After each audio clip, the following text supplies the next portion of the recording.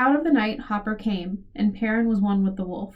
Hopper, the cub who watched the eagles soar and wanted so badly to fly through the sky as the eagles did. The cub who hopped and jumped and leaped until he could leap higher than any other wolf, and who never lost the cub's yearning to soar through the sky. Out of the night Hopper came and left the ground in a leap, soaring like the eagles. The white cloaks had only a moment to begin cursing before Hopper's jaws closed on the throat of the man with the lance leveled at Perrin. The big wolf's momentum carried them both off the other side of the horse. Perrin felt the throat crushing, tasted the blood.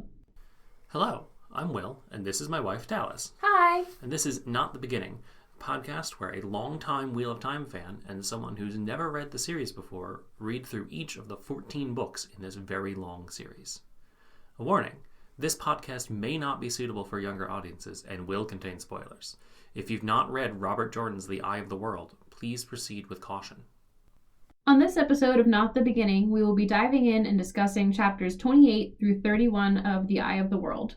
I have not read past chapter 31, and Will is going to do his best not to bring in anything from the rest of The Eye of the World or the other 13 books during our discussion. So as long as you've read through chapter 31, you should be good. If you haven't, I recommend pausing here and going to read them.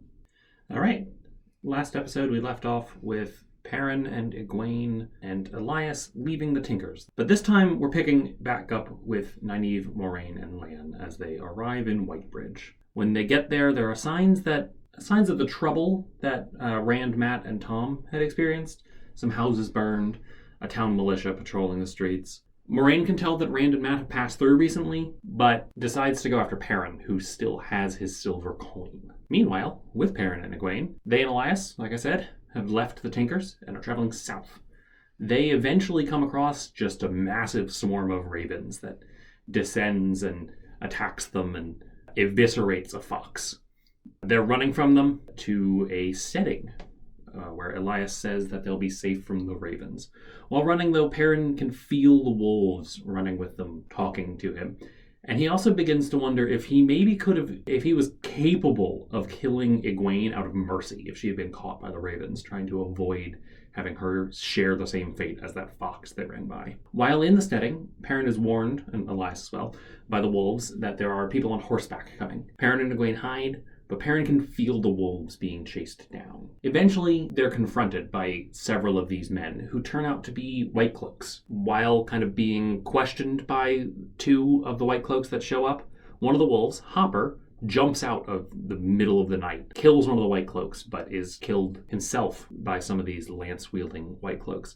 This causes Perrin to go into sort of a bestial rage and attack the White Cloaks. Then he is swiftly knocked unconscious. When he wakes up, he discovers that he and Egwene are both being held by the White Cloaks. Their commander, Jeffrem Bornhold, questions them, intends to take them to Caemlyn and then eventually to Amador. Egwene will be interrogated in Amador, but Perrin will be executed for killing two White Cloaks in that rage. Meanwhile, Rand and Mat are traveling east towards Caemlyn, working at farms for food and places to sleep. Mat's been really suspicious of everyone, clutching the dagger that he stole from Shadar Logoth, causing Rand problems. Eventually, though, they come across the Grinwell farm, where they spend the night in exchange for some work, and they realize there, as they're entertaining the Grinwell family, that they don't have to work at farms. They could use the Gleeman skills that Tom taught them on the spray to get rooms and food at inns. So, 3 perspectives here, which kind of cuts down on the amount of stuff that can happen, but nonetheless, it's a pretty big section. Yeah, a lot happens, at least with Perrin and Egwene. Yeah. Not anything really happens with Nynaeve, Moraine, and Lan, or with Rand and Mat. Nothing huge plot-wise. No, you learn a lot about how Mat's handling the dagger here, though. Yeah, there's some Gollum energy coming. Big Gollum energy, which is the worst kind of big energy to have. Yeah. No, that's not the energy you want. No. But yeah, the big takeaway from this section is Perrin and Egwene getting captured. Yeah. I would say it's that and like hard confirmation that Perrin can talk to wolves. Before it was always kind of like, I can feel the wolves, maybe sort of I can do a thing. And then here it's like, no, he's talking to the wolves. There's one point where like Elias is like waiting for Perrin to be like, yeah, we need to go. Yeah. And like puts them at a little bit of risk because Elias is like, I need to know if you're like me. Yeah, he was waiting for confirmation from him there, and Perrin was reluctant to give it, I think partially because he doesn't want to acknowledge that he has this power, but he's also very afraid at how Egwene's going to react. He does it... Terrified of it. Terrified of it, and he doesn't want to seem different in her eyes. Yeah. Well, I think that Perrin thinks kind of like Matt before with the Old Tongue was like, no, this isn't anything. Perrin is kind of having a similar reaction where it's like, I'm different. Am I maybe the Dragon Reborn? Am I going to destroy the world? Are Aes Sedai gonna hunt me down? Elias is kind of saying that, like, yeah, they're gonna hunt you down. Yeah, he is. And it's interesting because like I don't think talking to wolves is necessarily an indication that someone is the Dragon Reborn. Or else Elias would have been hunted down a long ass time ago. You might be right. And like it's Elias does seem to have some history with Aes Sedai though. He does, but it could just be in the same manner as Tom. Okay. Although I feel like he did mention that they tried to run him down, but then they did tests on him and they're like, nah, you're good. I think they tried to do tests on him. This section is one of the like early bits where we talk about a little bit there's like one line about the internal structure of the Aes Sedai, how they're broken out. It doesn't explain this, but they're broken out into Ajas, and Elias specifically mentions the red Aja. Which I feel like had been mentioned before, because it sounded familiar. I'm not entirely sure. Tom may have mentioned it before. It wasn't a term that I immediately wrote down in my notebook because I hadn't seen it before. Right. And I haven't been looking at anything online. Yeah. So it's not like I would have seen it on a Wikipedia page or anything like that. Yeah, we learn so much more about the Ajas that this is just kind of like it's a thing to look out for, the Ajas. Yeah. Yeah, so Perrin and Egwene with the wolves, they are traveling really quickly. And the wolves are kind of acting as their scouts, it seems. Elias has them basically at a dead run for a while. Yeah, and he's like taking great pains to cover their tracks. Like they aren't allowed to use fires. If they do set a fire, they can't break twigs off. They have to just collect what is around because they don't want any like indication that someone has been there. Right. And it's not really clear what Elias is afraid of. Because at some point, Egwene asks, like, are we on the run from Trollocs? And he says no, but they keep running at this grueling pace. And then when they come across the ravens, he seems surprised by them. So he's not even sure what they're running from. He just knows that they have to run. He's just got a bad feeling about it. And to his credit, his bad feeling was very right because those ravens meant business. Yeah, they did. There was like hundreds of them. It was like the birds, and I would not want to be. Except all the birds are angry and focused. They are angry and focused in the Hitchcock movie as well. I mean, more so. Like they have a singular goal, and that goal is kill Perrin and Egwene and Elias. Yeah. They're not just out for wanton destruction. They want to kill Perrin and Egwene and Elias. And probably they just want to kill Perrin. And everyone else is just a byproduct. Right. Yeah, they swoop in on that fox and just annihilate it. And they almost kill the wolves, too. Yeah. Elias specifically has to send to the wolves, look up. Yeah. Because dogs don't look up. I mean, I guess that makes sense. Yeah. But yeah, the wolves get pretty badly hurt by these ravens as well, and they just keep running, even though they don't even stop to lick their wounds. No. One wolf lost an eye. I can't help but think that encounter with the ravens is kind of what led the wolves to have such a hard time with the White Cloaks. Because they were run ragged being on the lookout. They clearly haven't stopped to sleep because they're like running in 18 different directions trying to figure out where they can go to be safe. And then they don't have time to stop and lick their wounds. Yep. They're just hurt and exhausted, and White Cloaks are dicks. Yeah. I mean... Poor Hopper. Poor Hopper. R.A.P. Hopper. I think that was the wolf that lost an eye, too. So was it? Yeah, I thought that was, like, Byrne or someone. No, Byrne left. Yeah, Byrne left. Byrne left before all this happened. Yeah, I might have been...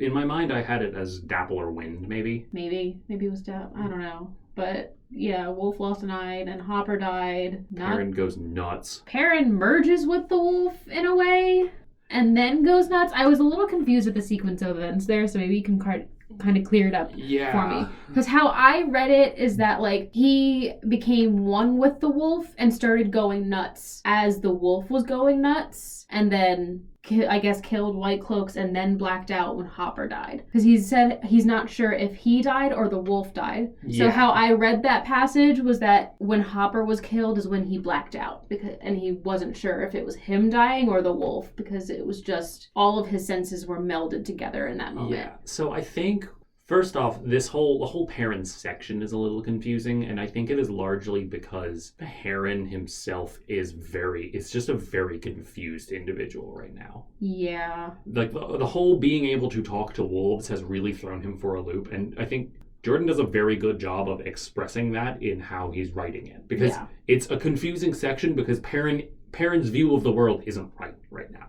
Yeah, I had a hard time with this section. I mean, the whole section in general, but specifically the Perrin and Egwene chapters. I had a hard time parsing out what was happening. And I had to, go back and read sections more. And I was just having a hard time trying to figure out, what is actually happening here. Right. And I picked up on that when I was reading it, too. And one thing that made me really like this bit is that it's not he's not writing, Perrin isn't mad. Perrin's not insane, he's just confused. And so it's not presented as something that makes sense but is wrong. It's presented as something that doesn't make sense, which I think is a important distinction in writing, because he's not trying to present things as accurate. He's trying to present them as he sees them. So you're seeing Perrin's point of view here really well, I think. And so that kind of comes into the end when Hopper is killed, where I think that the wolves don't have any reason to hold back what they're feeling with each other. They're pack animals. They just let their emotions off. And so Perrin is picking up on that because he's a human and doesn't know how to filter these things out. And he also doesn't know how to filter out what the wolves are actually saying or experiencing either.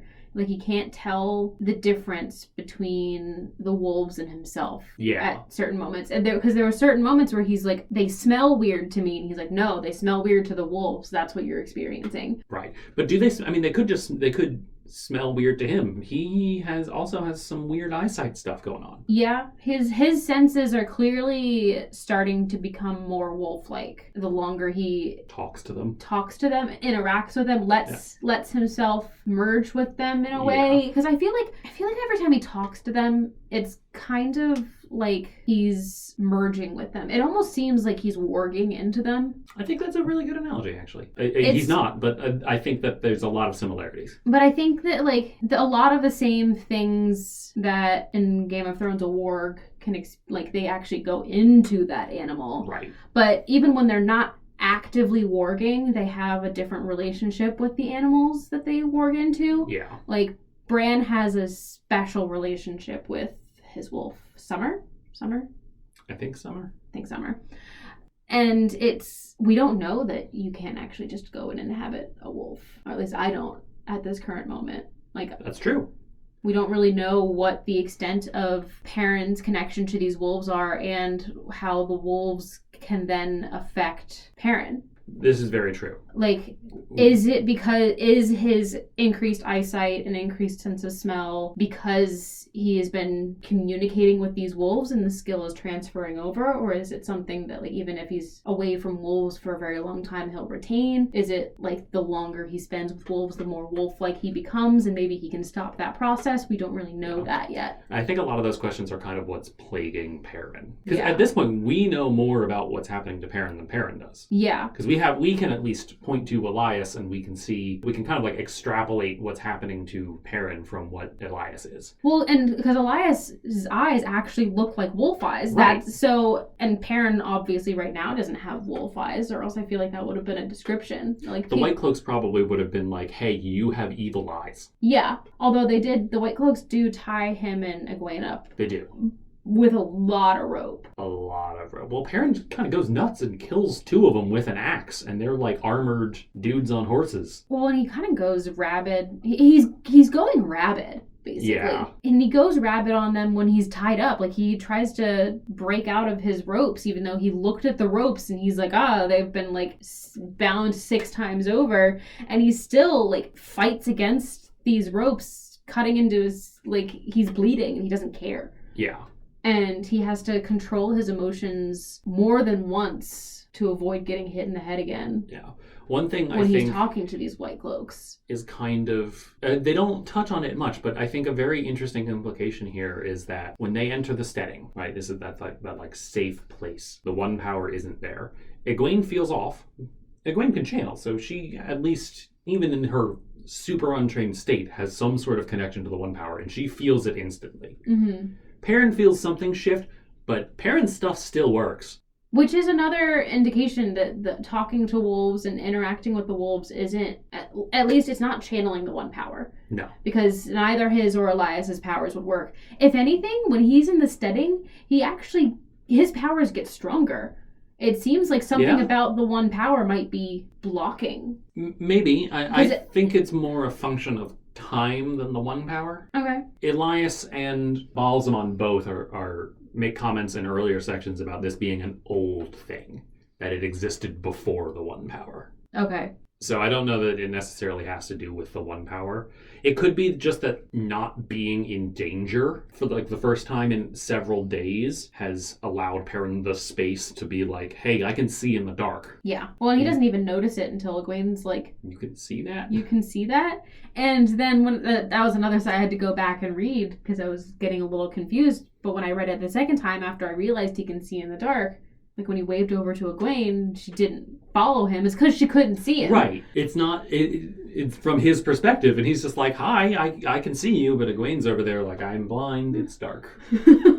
Yeah. There's a lot of stuff with Perrin and the Wolves in general, and we're just kind of getting into it. We got into it a little bit last time because Elias shows up last time. Yeah. Here he just nopes off, and the White Cloaks show up. Elias is just like, "Bye. This is not worth it," and I kind of get it. Do you think he noped off? I think he noped off. I think he went with the rest of the wolves, and once Hopper died, the wolves are like, I'm gonna run. Yeah. Because Elias is basically a wolf. And it makes a lot of sense if you think about how Perrin is starting to experience the world with an enhanced sense of sight. If he gets the wolves' enhanced sense of smell and hearing, you can see how somebody who has that might avoid a city. That's fair. It's loud and people smell bad. Sensory overload. Right. And if Elias has these senses and is so in tune with wolves, he just wants to be alone in the wilderness. I don't necessarily think he noped off because he took such great care in trying to protect these two that it doesn't seem likely that he just was like, not worth it. It's like you stuck through for the ravens and you stuck through for the idea of Trollocs, but white cloaks are going to get you. All of the things that aren't white cloaks have to do with the Dark One, and it's made pretty clear that wolves hate the Dark One. I think that there's something up with these white cloaks in the Dark One, though. Is it the Dark One, or is it more like the evil of Shadar Logoth, where these white cloaks, they just hate evil, but they see evil differently? They do. It's just, they seem extreme. There's evidence. Yeah, but I think my brain is stuck on they smell different. That's fair. Like they smell, it wasn't that they smelled weird, wasn't that they smelled different. I think the word was wrong. They smell wrong. There's probably something to that. This is a little tricky, but wolves communicate in emotions, basically. Complex emotions. Yeah. When we talk about Hopper, like we did the quote for this episode, that's like the Hopper's described as the emotions of those things, right? He's the emotion, he is the feeling of a wolf cub looking at the sky and wanting to be an eagle, wanting to jump high, the feeling of soaring through the air. And so people also give off those emotions, they just don't know it. Kind of like how dogs can smell fear. Yeah. It just seems that there's something to do. Like, these white cloaks seemed different than the white cloaks that they interacted with in Barrelon. They're the same ones. Are they the same exact ones? Bornhold. You get a first name this time, but that white cloak captain that tried to stop them before Moraine ballooned up to the size of a building or larger than the wall. Yeah. That was Bornhold. Now he's Jeff from Bornhold. Oh, I didn't realize that was the same guy. It's the same guy. And I assume that Bayar, the one who is like, let's just kill him now. There's something not right with Bayar. See, there's something not right about him, and I don't know, they seemed different than they were before. So I think it's mostly Bayar because Perrin gets like stern grandpa vibes from Bornhold. Mm-hmm. When Bornhold first shows up, he's like, oh, it's just a grandpa. And then Bornhold's like, I'm not mad. I'm just going to execute you. I was a little confused with that too. I think it was the line, I wasn't sure what a gibbet was. That's just an executioner's thing. Okay. Because, yeah, see, I was like, are they taking him to put him on trial? They're taking him to behead him. Cool. Because he killed 2 people. He's basically a murderer. Yeah. Very, very strong self-defense argument, especially against the children of the light. Yeah. Because, like, they don't fuck around. Yeah. Basically, he also, is Egwene can be saved, but he's going to give her to questioners. And we've been over this before. Good. 1, they're called questioners, and not in a nice way. Yeah. 2, they're white cloaks. And 3, very heavily implied torture. It seems a lot like the creepy religious organization in Game of Thrones, too. Which one? The one with the things on their forehead that, the 7, the light of the 7 or whatever. The sparrows. The sparrows. They tortured people to get them to confess to things and then, made them walk naked through the street and, something deeply wrong with these people. Yes, and apparently the questioners are worse. Wonderful. Yeah. Before they get to the Perrin execution bit, they're going to go to Camelin. Yeah. Did they? I don't remember. Did they say why they're going to Camelin? No, I don't think so. I mean, clearly right now, Camelin's the place to be. Everybody's going to Camelin. Everyone's going to Camelin. We might find out why everyone's going to Camelin, or it could just be because plot dictates that everyone's going to Camelin. There is a reason why everybody's going to Camelin. Okay. And it's not just because plot. I wouldn't necessarily be mad if it was just because plot. It's the middle of the book. It's the middle, yeah. And I think that's the other reason I had a harder time with this section, because I always have a hard time with that 5% right after the midpoint, which is where we are. Yeah. Because this is episode 6. So it is we split things up and we split the book up into 10 chunks. Roughly 65 pages each chunk. Right. So about 10% of the book. Right. So I always have a hard time with that 5% right after the midpoint. Yep. It's also the suckiest part to write too. So I I get it. Because I always have the hardest time writing the scene after the midpoint, and so I have a hard time reading the scene after the midpoint. And since we broke it up this way, if I had read straight from the midpoint on, I probably would have been able to get through it faster. Power through it, yeah. But because it's broken up on its own section, I'm just why am I doing this? Yeah. I think here the multiple perspectives helps, though. A little bit. Because you can focus the part that's the hardest on one character and just have the other characters lighten things up or make it easier. Because after Perrin's ordeal, we go to Rand, and that's nice. I think if Rand's bit had come before Perrin's bit, the bit with Nynaeve and Moiraine and Lan also would have been a nice break. Yeah. From the shit that is Perrin's life right now. Yeah, he's just struggling. And there are some nice moments between him and Egwene. It's I don't think he has anything to worry about how Egwene sees him. I don't think so. He is very worried about it, and it's literally and he says it. It's because he loves her. He says the words. But not like that. He says, but not like that, because because her and Rand, and then he's just I've got my own shit to deal with. I can't deal with the fact that I'm in love with Egwene. And he is right about that. He's got his own shit to deal with. And then when they're when they're on the run from the White Cloaks, she's like, if we get home by Sunday, will you dance with me? And so he doesn't have to worry about that, at least. But I think it's almost comforting for him to worry about that as well, because that's a very normal worry. Yeah.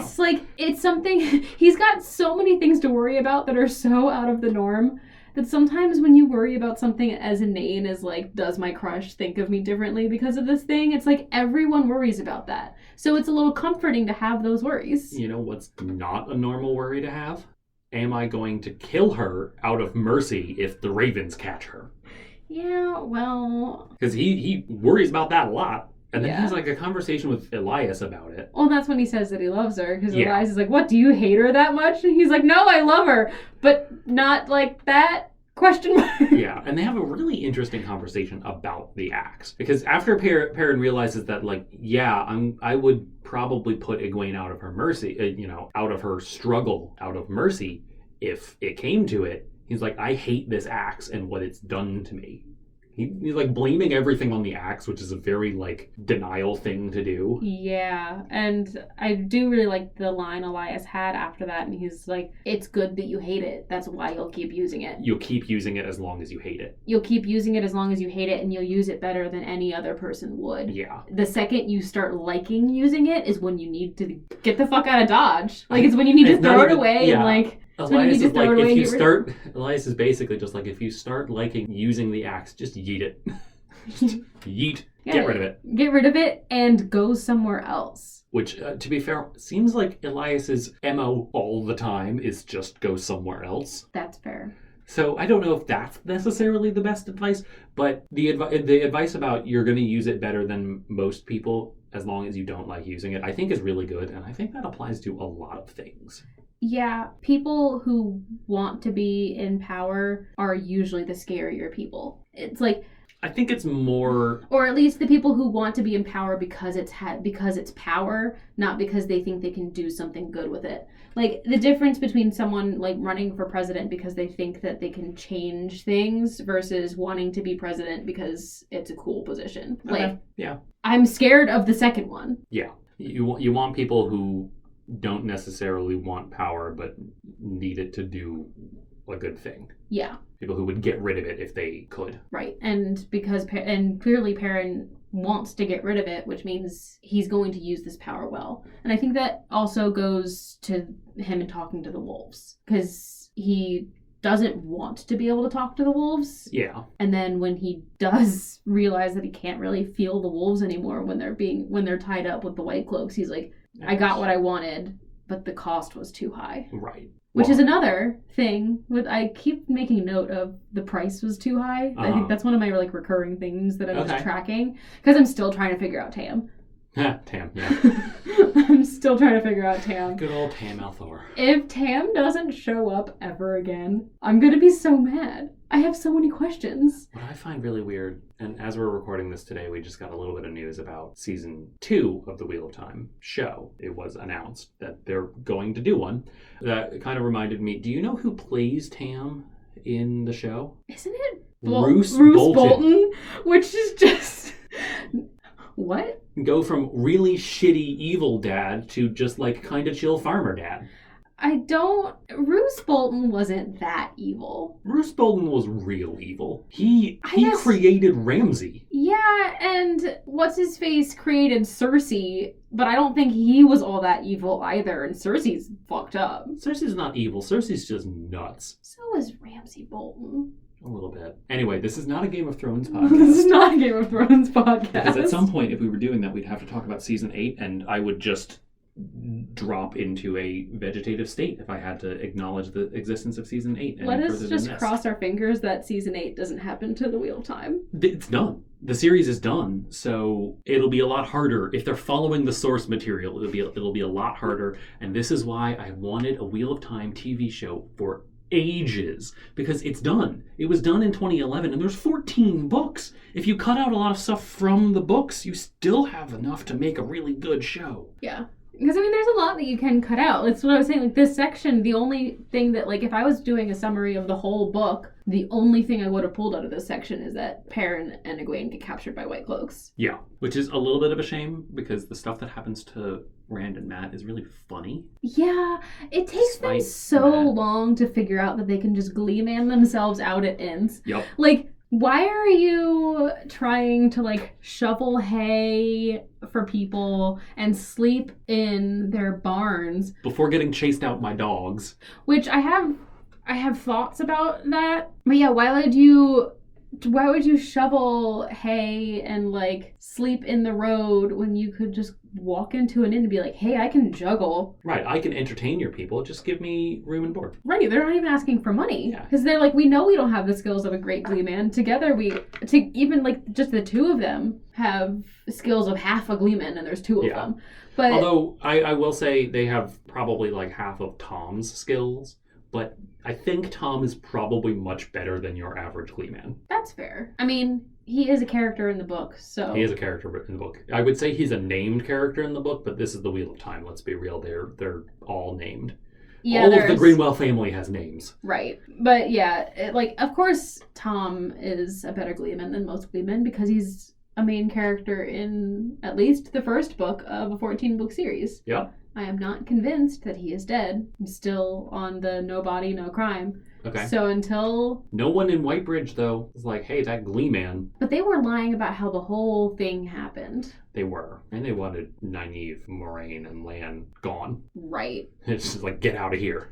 you're asking questions about a thing that happened, and I think that you're the reason this thing happened to begin with, even though you weren't here, so we're just gonna lie to you and tell you to get the fuck out. Yeah, but anyway, back with Rand and Matt. We'll get to Nynaeve in a bit because honestly, the least happens there. Yeah. With Rand and Matt, they're running around, or they're not really running around. They're running to Camelin. They don't realize that hey, we have skills we can use. We don't just have to do manual labor. And they only realize this when they get to the Grinwell house. They do manual labor at the Grinwell house in exchange for room and board. And getting their clothes cleaned. This is so far the nicest family they've encountered. Yeah. Which is nice for them because it is kind of where things... It's a turning around point for them. Yeah, well, we'll see. Yeah, there are things about the Grinwells that remind both of them of home. That is a thing that every village they passed, Rand would always stop and look, and because it reminded him of home, but he has to keep convincing himself that it's not home. Yeah. And then he's like, I'm never gonna see home again. Right. Which, I mean, it's a 14-book series. You could go home, he could go assuming home. You don't die at the end of this book. That's true. Rand is real homesick. And you know this because when Mistress Grinwell, I don't know if she's actually given a name, she probably is just Mistress Grinwell. Feeding them. He's like, this feels like Mistress Alvier. Yeah. And well, because she is the second that they come in, she's like, all right, we can find work for you. For one, right. We can find work for you. Yeah. Is a very motherly thing. And she's like, but your clothes are gross. Put on my husband's clothes and we'll Yep. And you can do the work, and then you'll have your nice clean clothes, and then we'll give you food, and you can hang out with us. Yeah. And then they start to. So I think it starts because there are children, and Matt. One thing in the world Matt can tolerate right now is children. Yeah, it was a glimpse of him being himself again. Right, he's juggling and entertaining the children, and Rand is it looks like he's him again. A little bit. Not fully. But he's coming back. It looks at least like the Matt before he took the dagger. Because, Matt had started to go a little bit PTSD because he's got some trauma going on. But at least he was still, trying to make jokes, but it was more you could tell he was making the jokes to cope. Yeah. And now he's not even making jokes to cope. No, now he's just suspicious of everyone. He is clutching that fucking dagger it's a bad time. Their point of view chapter starts with that moment. Yeah, Rand suggests that they should sell the dagger for some money so that they can buy Well, no, food. not even that. It starts a little earlier. They're trying to hide from some horses because they're not sure if it's fades or not. Every time they see dust kicking up on the road, they hide off the side of the road until whatever horses are there pass. And, Rand grabs the hilt of his sword so that he's ready in case someone tries to attack him. And Matt is clutching his dagger, but he's doing it in a way that Rand isn't sure if it's to protect himself or to protect the dagger. Right. And at this point, I do think that that Matt would die for the dagger. Maybe. I think... Because he's looking ready to punch out Rand for suggesting to sell it, you said. And he's like, well, why don't you sell your sword? He's like, no, that's my dad's sword. And he's making it seem like the dagger is as important to him as Rand's dad's sword is. Right, and it absolutely is not. Because for one thing, sword versus dagger. And two, you just stole this dagger from a creepy shadow guy. And also, Rand's sword never gets dull. Well, we don't know what the powers of the dagger are. We don't. Because it hasn't been used yet. But whatever they are, it's bad. Yeah. It is bad, because he's going all Gollum, my precious on it. Fun, ever-sharp sword versus evil ruby dagger. I'll take the sword, please. Yeah. Anyway, they're at the Grinwells. Matt's juggling. Rand takes out a flute and starts playing some songs. And a couple things happen here. This is kind of about when Rand realizes, why aren't we just we're not terrible at this. These people are really entertained. Why don't we just do this? And two, Els Grinwell wants it. Yeah, it starts with her just sitting there, sipping some lemonade, watching them work. Because Rand's shirt is a size too small, and so his muscles are flexing, and she's, watching.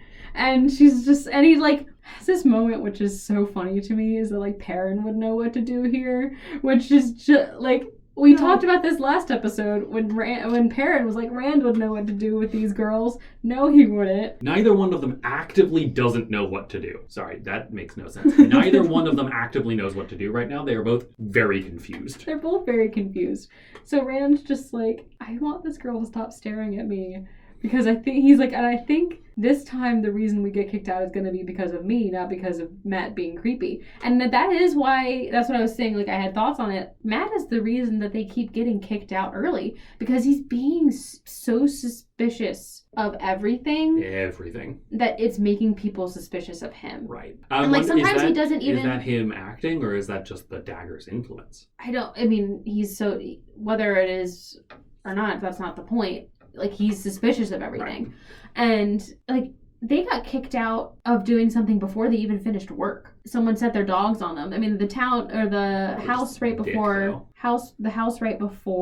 the Grinwells, they're like, oh, thank you for doing work. We just realized that our kids are coming to stay, so we don't have a bed for you, but here's some food. Bye. Yep. Whereas some other families legit just chased them off with dogs. Right. And so when the Grinwells take them in, it's like, first of all, they're not noticing Matt, which is strange. Right. But Rand is like, it's going to be me this time that gets us kicked out because the daughter is like super thirsty. Els is Randy.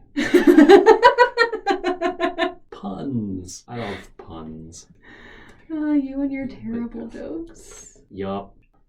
And she's watching Rand work, and then Rand decides, you know what I'm gonna do? I'm gonna play an instrument. And sure, it's a flute, which is probably the least sexy instrument of all time. Yeah, it's not like a guitar or a saxophone. Right, but once again, Rand just playing saxophone. Anyway, he's still playing the flute fairly well, and at the end of the night, they're like, the Mistress Grinwell goes, she looks at Els and looks at Rand and is like, you two can sleep in Els' room. She'll sleep with me.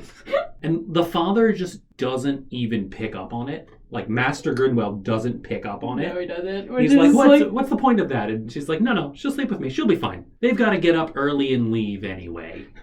It is so... Like, just the mom and dad energy in that scene is, like, it's very dad energy to, like, not even notice that your daughter is, like... Maybe he did notice, and he just is like, it'd be okay if she married him. He can play the flute. He works. He's tall. Yeah. He's a good looking chap. Yeah. Like, yeah. But no, they are on the run from Trollocs, and I don't think that he would be very happy if his daughter married one of 3 possible Dragon Reborns at the moment. That would not go over well. No. Not at all. Not at all. There is a very good, like, not super intense cliffhanger at the end of this, which we'll get to. But first, before we do that, I want to talk a little bit about what happens in Whitebridge with Nynaeve, Moraine, and Lan.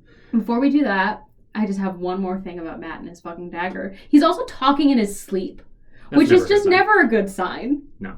Never. He's just there's a line with Rand, and he's like, we're glee-manning ourselves out. They're not noticing how sketchy Matt is being, but I have to share a bed with him, and he just keeps murmuring in his sleep, which is just not a thing that is good. No, it's especially not something you want when you're sharing a bed with someone.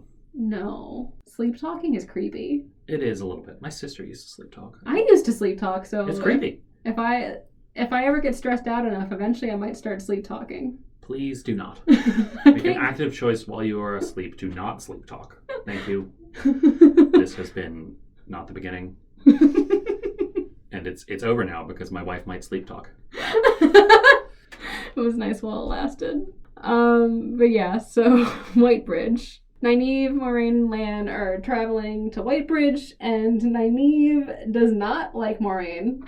Well, we knew that already. She wants her gone. But the new bit of information we kind of get is that, at least on Nynaeve's perspective, is that not only does she not like Moraine, but she doesn't like that she doesn't like Moraine. because it's like she's giving Moraine power over her. Yeah, and she doesn't like that her dislike of Moraine is changing who she is and giving power to Moraine. And she especially doesn't like that Moraine knows that Nynaeve doesn't like her and just doesn't care at all. Doesn't care at all. And Moraine knows that Nynaeve doesn't like her and is giving power to Moraine. Moraine knows the power she has over Nynaeve right now. And she isn't even acting on it. No, and that's what's pissing off Nynaeve even more. It's like, you're not even setting her off. You're not even using the power I'm giving you. Yep. Because Moraine's just like, I need to find these boys.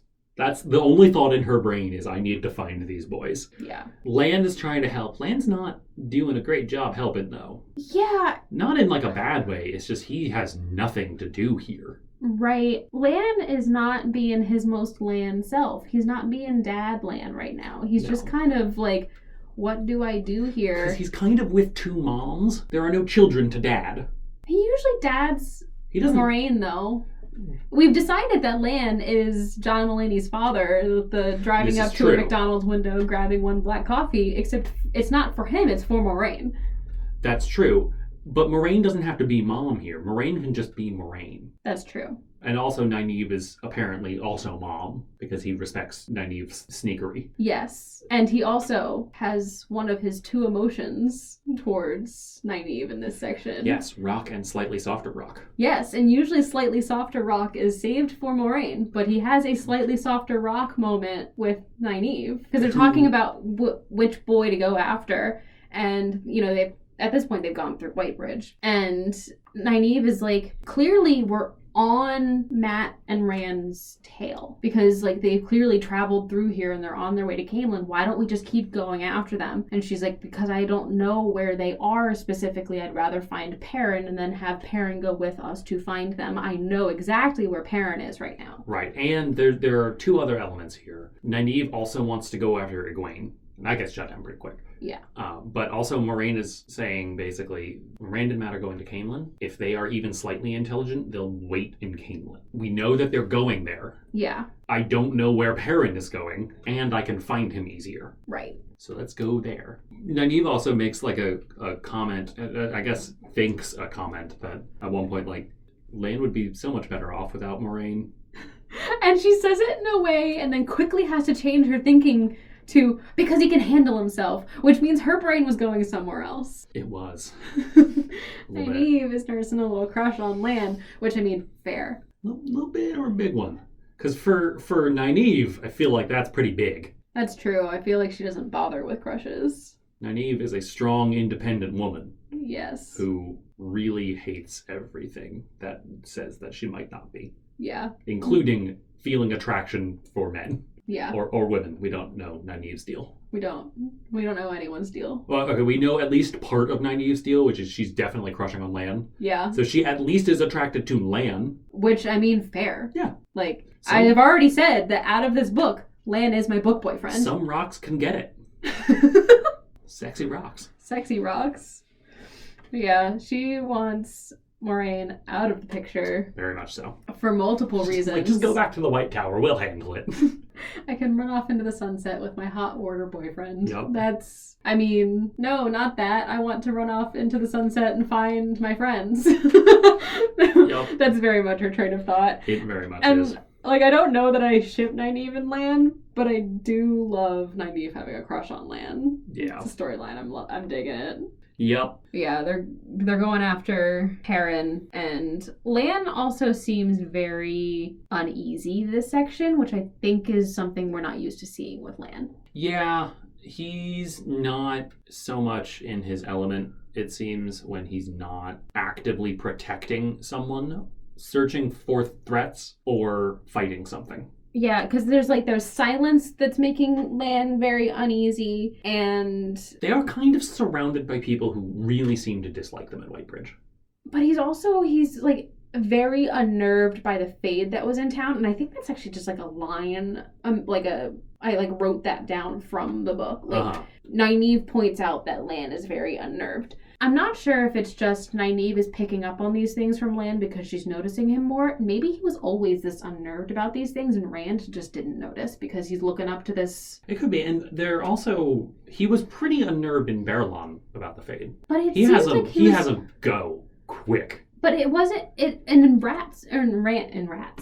Rand's point of view, it seems more like anger on Nerve, whereas the thing Nynaeve's picking up on is more like just unsettled and wary and a little scared. He seems, I think a few things are happening here. It's implied, I don't think it's ever outright said, that it's real weird for Fades to, one, even be this far south, and two, for them to be in, like, operating in a city. And so this is behavior that Lan is not used to from them. Mm-hmm. And he seems to have a lot of experience with creatures of the Dark One, because he's a Borderlander, and it's said a couple times, like, Borderlanders deal with Trollocs and Fades are not myths to the Borderlanders. Yeah, they've dealt with them, and so Lan, as one of the Borderlanders, has a lot of experience with them, and this is so far out of what he knows them to do that he is probably quite worried about what's happening, more than someone who's not from there would be. I pointed out, I think it's because it's just nice seeing character development with him. Okay. Because, like, we got, for the first good half of it, we kind of just got this one view of Lan, rock and slightly softer rock, but only towards Moraine. Yeah. And only when Moraine was about to collapse on a battlefield. But maybe there is more to him, and that's just all that Rand saw and care about. It also might be all that Lan chose to show to children. And he clearly does respect Nynaeve immediately. Right. Once they're not with the boys and Egwene, because there was that moment of, like, the implied Sedai after Nynaeve. Like, he clearly respects her. Yeah. And so, since we haven't gotten a Moraine point of view, I think this is as close as we're going to get right now to seeing who Lan is when he's not in dad mode. Pro tip, sneak up on men to make them like you. Don't do that. Don't sneak up on people in dad. Unless, I guess, you are an assassin and are trying to kill them, in which case that's your job. But also, maybe don't just kill people. Don't do it. Yeah, maybe don't. Yeah, it's bad. It's bad. So, going back to that cliffhanger. Just on a writing standpoint, that was a fantastic chapter ending. Yeah. I liked the whole chapter, but the ending was really good. Because I'm just going to read it, because it was good. Rand began to think their problems were over until they reached Caemlyn. But then they came to Four Kings. And that was the end of the chapter. Yeah. Which is such a good chapter ending, because, like, I wanted to keep reading, but I'm like, no, that's not the point of this podcast. I have to stop reading until we record, and then I can read it again. Like, no one is actively in danger. Interesting things are happening, and he's like, next time, here's what's going to happen. Yeah, it was just such a good chapter ending. Yeah, I'm excited. I looked ahead at what the chapters were coming up, and while I am excited for them, it takes a little, like, the plot lines start to take a while to come together here, which is very sad because they start to come together in really cool ways. Like, I thought you were going to meet a character in the next section that is, I really like. It's a bit of a controversial opinion to like them, but I like them anyway. But no, it's actually episode 8 that you'll meet them. Unfortunate. So, yeah. Going to our recurring segments. We have no min images updates. No, I don't think so. We just get more solidified of the two that were from the last episode. So we get more information about the wolves, and we get more about the dagger. Yeah. Ship updates. Like I said, I'm loving that Nynaeve has a crush on Lan. I'm not sure I ship it yet. Okay. But, like, I do love this update. Is that a thing you could ship? I don't know. Fair I have to see. I kind of am on the Moraine and Lan train. Very fair. They would be my OTP of this book so far. Sure. Not Perrin and Egwene? Nah, because they're, like, I just don't think I can necessarily, like, OTP to me means, like, I can't see them with other people. Okay. Like, Egwene could end up with Rand. Nah. Who could Egwene end up with? There's a 14-book series. There's probably plenty of characters. That's fair. Very fair. Favorite moments? Mine is Rand having his own Perrin would know what to do moment. So funny. Yes. Same here. That's one of mine. The other one of mine is when Perrin just absolutely goes wolf shit on some White Cloaks. Yeah. It's just described really well. It is just, I really like that. This is where that whole section. That's why I picked the quote that I did for this episode. Because I just really like the imagery of that section. This is where Jordan's writing really shines. And I think what I liked most about that whole part is it's not clear until they're with the White Cloaks what exactly happened. Like, you're not sure that he killed 2 White Cloaks until the guy's like, you killed 2 white cloaks. All we know from that moment in Perrin's head is that he's kind of gone feral. Right. It's really good, and I like it a lot. Yeah. All right. This was episode 6 of Not the Beginning, chapters 28 through 31. Next time, episode 7, chapters 32 through 35. What happens in the Four Kings? We'll find out. Bye. Bye.